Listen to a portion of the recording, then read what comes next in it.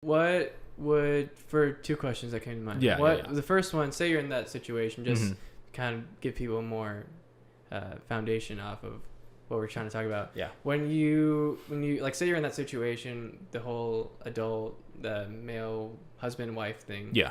Or cheating. How, say you're in that person's shoes right now, how would you go about finding what we're talking about? Right. Like, so of course, depending on your situation, so we're talking about specifically a husband and a wife. Yeah. Here. Like, say you're like what you just talked about. Right. Like, so in that specific example, again, it's going to be varied for a few different people. You know, obviously it's not a cut and dry sort of plan. Like a cookie cutter kind of But situation.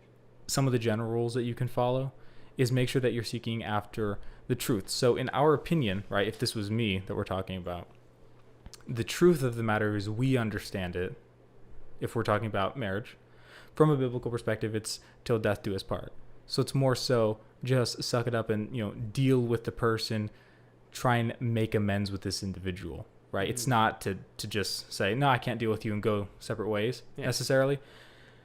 Because it doesn't always work, right? Because now you're almost being a bit selfish, right? Now, if it's an abusive relationship, that's a different thing. That's when, someone is being harmed by a malicious individual. Then it's less two people making mistakes and more of like, okay, there's just one person who's clearly the problem here, right? Yeah. But more often than not, it's more complicated than we like to admit, and generally it's both people being a bit in the wrong here. Mm. So the first step that you do is exactly what we're talking about, self-reflection. Figure out, because the number one thing we want to do is place blame somewhere. If something's wrong in our life, we want to place blame so that we can have something to get mad at, something to address. It's easier. Right? It's easier. And we don't have any issues with that.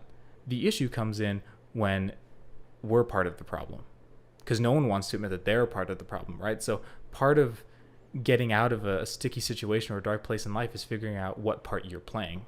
Because more often than not, you are a player in this, right? Mm-hmm. Whether you're a direct player or an indirect player, you are contributing to something that's causing you to feel the way you're feeling, So make sure that you are looking at your behavior in an objective way, detach from the instantaneous emotion, the flurry of emotion you feel in the moment, and try and detach from that, Yeah.